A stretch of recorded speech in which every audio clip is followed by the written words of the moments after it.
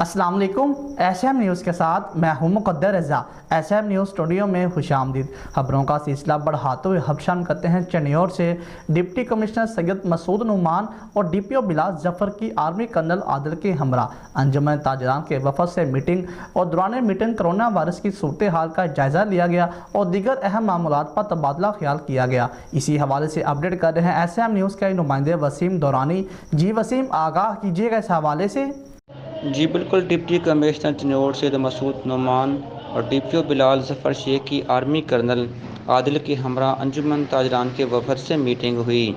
दौरान meeting corona virus के सूरत हाल का जायज़ा लिया गया और दीगर मामलात अहम पर तबादला ख्याल भी किया गया।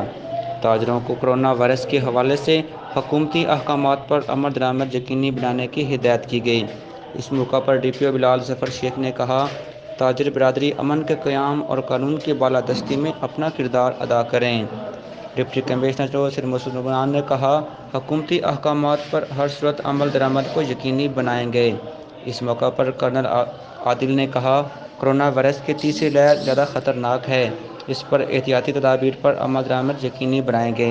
जी बहुत शुक्रिया वसीम, तफसीलात से आगाह करने के लिए। अब तक के लिए इतना ही। मज़ीद खबरों के लिए देखते रहिए SM न्यूज़।